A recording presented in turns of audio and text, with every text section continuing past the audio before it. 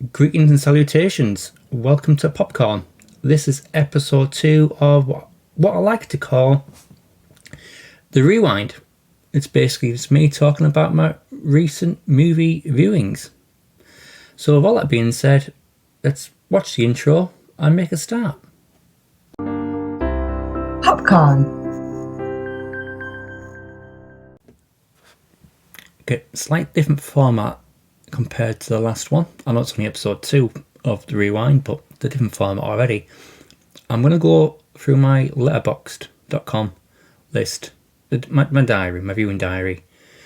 If you've got Letterboxd, want to give me a follow, please do. I'll put my link in the description. I will follow back. Okay then, yes, as you can see, several movies, and we're going to start with Joyride. Hopefully we'll start with Joyride. Here we go, Joyride. As you can see, I've already rated it 3 stars. I wasn't the target audience, but I still found the movie okay. Yeah. So what does it say here? The synopsis: 4 Asian American friends travel through Asia in search of one of their birth mothers. Along the way, the experience becomes one of bonding, friendship, belonging, and no holds barred. Right. I probably think that's a bad description of the movie, to tell the truth. You know, you got a successful lawyer who travels to Asia to sell a deal, to get a deal over the line. Takes over a friend who's a bit of an artiste, shall we say, and a loner. They meet up with a actress friend, and basically hijinks happen. Some unbelievable scenarios happen. Plenty involving a basketball team, which I'm not going to go into. It does have 1 or 2 comic elements in there, which isn't too bad. See what people have rated it around about the same as me, really. There, 3.5, 4 stars, 3 stars. Not a bad watch. Was it worth the purchase? Maybe not. No blind buys. You know, you often do get a good or a bad one. But Joyride was the first watch there. Let's go back 1 or 2. Okay. Movie number 2 on the list, Terror at Tenkiller. Where to start with this one? So this was a Vinegar Syndrome release, and the box art, it's up there, tremendous, better than this little cover here. So what's this one about? This one is about two university girls, gotta be university, college girls, 2 college girls, summer break, go back home. And the reason why I'm puzzling now, it's girls, because there's no way they're 18 or 20 or however old you are when you go to spring break in America. You know, they're at least in the mid-30s, got to be. Anyway, they go back to their hometown during summer break, which just happens to have a maniac on the loose. And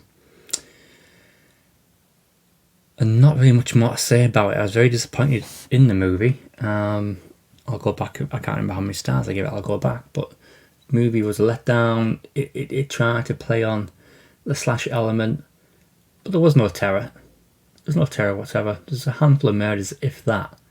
How loud are hot tubs, by the way? Why on earth would you want one of those in your house? If you have watched this movie, and you must know what I'm on about, that with the hot tub. And the ending is just a rip-off of Friday the 13th. Sorry, spoilers. How many stars did I give this? 1 star. Yeah, 1 star. Didn't like that at all. Terror at Tenkiller. It's probably going to go on eBay. Now, I did have better luck with my next one on the 2nd of Feb with Prey. I've seen it before, but I got the 4K recently, so I put it in there, and it is a good Predator movie, regardless of what people do think. You know, again, everybody's entitled to their own opinions. Man, it is a good Predator movie. Set pieces in it are good. Action sequences are good. The French Quebecan, maybe. I don't know if the French people could get into it. That's where it is a bit iffy. When they skin all the buffaloes. Hard for me to say. And I know a lot of people don't believe this young girl could beat the Predator, but she outwits him. At the end of the day, outwits him. Is a good movie. They are going to do a follow-on. I'm not too sure it's in the same era or if it's different sets somewhere else. But you know, again, it's good. It's a good Predator film. If you're looking for a decent action film, yeah, I recommend it.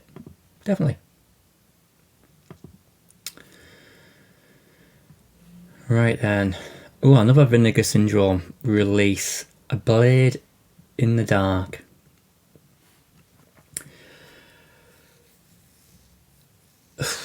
Again, I'm huffing and puffing at these Vinegar Syndromes. Now, the artwork on the boxes when they release them are great and the presentations are super, but the movies are a bit dire. So this one, basically you've got a recording artist, oh, not recording artist, what is he? He does soundtracks for TV and films. There we go, it says there, a film composer, that's what I'm looking for. It's a film composer. He gets sent to go and compose some music for this TV show, this horror film, in a villa. The villa's got the strangest layout I've ever seen. You know, there's one where the doors are locked, but you can go outside downstairs and it's all open. So why? I don't get that.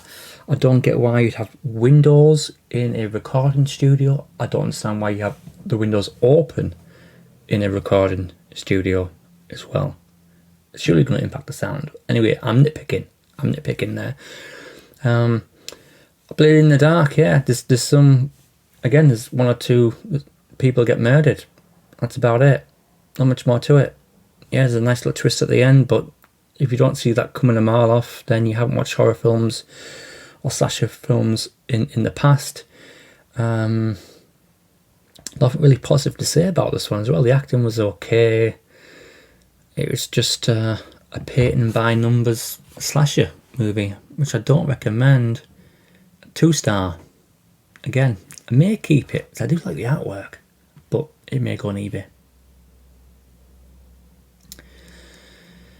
Deliver Us from Evil. Right, 2 stars this one got, and this was watched on Netflix. So this is the only one, I think, in the list which I haven't watched a physical before. But I just wanted something just to watch. So Eric Bana plays a cop. And basically, one or two things just don't look right. One or two scenes, as in murder scenes. Turns out there's an explanation here. It says here for the bizarre crimes, which is basically someone's been possessed. And this, the person who plays, I'm trying to see if it mentions here, it doesn't. The person who plays is actually based on a true person. Here, his guy said Ruby Naughty, aka Julie Norwood, has got it here. A purely fictional story you're making rather than the real cases from Ralph. Yeah, because they really are. It really is based on real people, but the story is nonsensical. It's just a strange story. I don't know why Eric Bana signed this one. Maybe needed the paycheck. And not really much unhinged about it all. I think the reason why I watched it really was because of Eric Bana was on it and Scott Derrickson, who I believe, I click on that to tell me. Yeah, Doctor Strange, Sinister, yeah. Yeah, he's got a good profile. Maybe it gets better as you go upwards. Because Black Phone was alright as well.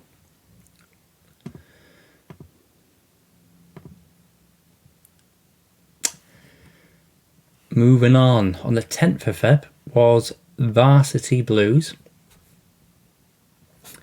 Rated as 3 stars. In small town, Texas, high school football is religion. 17-year-old schoolboys carry their hopes for the entire community onto the gridiron every Friday night. Yeah, that's pretty much sums it up. You've got an all-star cast in this one. John Voight, Paul Walker is in it as well, which I didn't remember that well at all.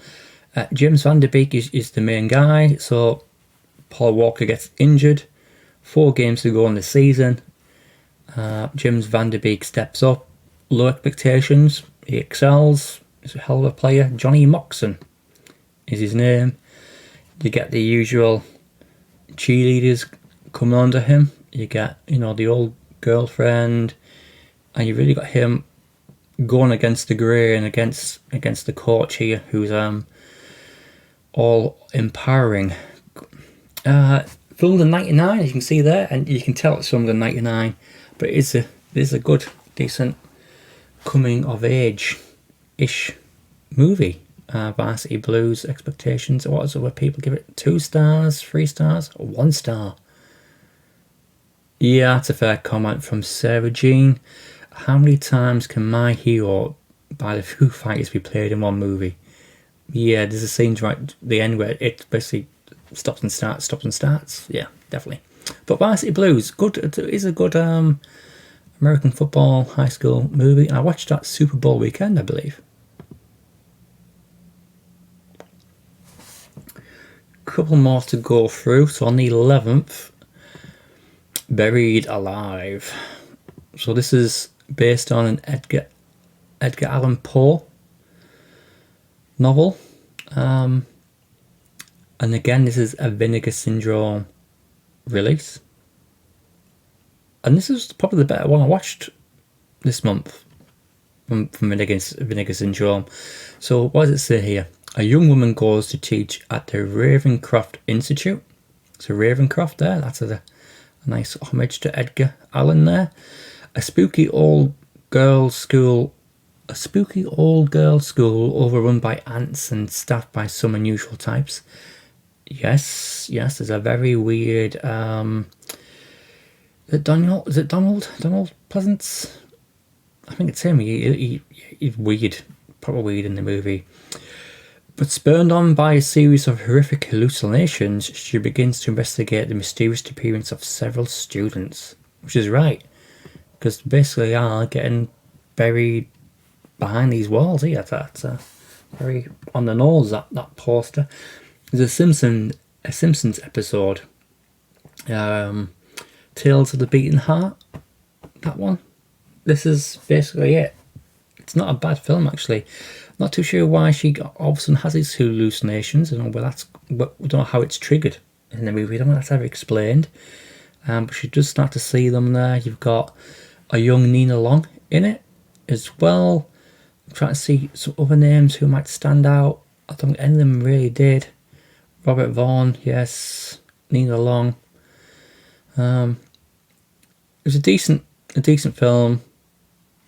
Nothing really much stands out in it though. I'm trying to think of any memorable bits.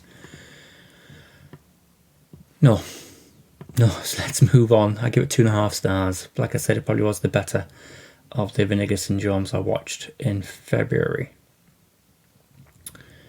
Moving on to the next watch, which was a Tom Cruise, Dustin Hoffman, Rain Man. I don't really think I need to say much about this one, but did it win Best Oscar? I think it might have. But yeah, basically, like I said, I'm not really going on about it. You've got Tom Cruise at the beginning of the movie, he just cares about money, and at the end of the movie, all he cares about is his brother. Awesome acting by the pair of them. Any other standout people in it? Does nothing. No, I could swear I saw an extra face in there. Michael C. Hall, maybe. Anyhow, but yeah, Rain Man, that needs no introduction whatsoever. Good watch, 4 stars. Is it the best movie I watched this month? Not quite. Okay, on the 14th of February was Killers of the Flower Moon. This was the 4K import from Italy. I'm not going to go much into this one because I will be doing a separate review.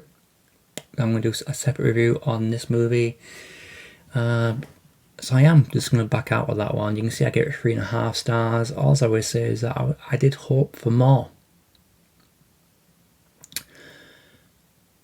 Back to watch though, Dial M for Murder, and this is a 4.5 star. This gets movie recommendation of the month for me. It's an old one. It is 1954. You can see there. It's Mr. Hitchcock himself. As you know, if anyone's been watching my videos over the years, you know Grace Kelly, sensational. Absolutely love her and everything she's in. But yeah, what is it? Basically, an ex-tennis pro carries out a plot to have his wife murdered after discovering she's having an affair, and assumes she was soon leaving for the other man. When things go wrong, he improvises a new plan to frame her for murder instead. Awesome film.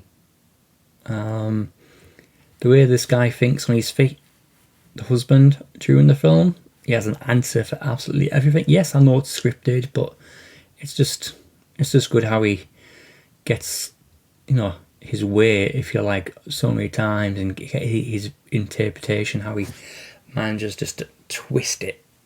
Exceptional film. Don't know why I waited so long to watch it, but that's Dial M for Murder. Last two then to Dead Girl. Yeah, Dead Girl. It's been on my list since Halloween to watch. I've got some Halloween movies still on the shelves back there to watch. And it did include this one. I watched this one because it's a super short movie. I think it's like 80 minutes or something like that.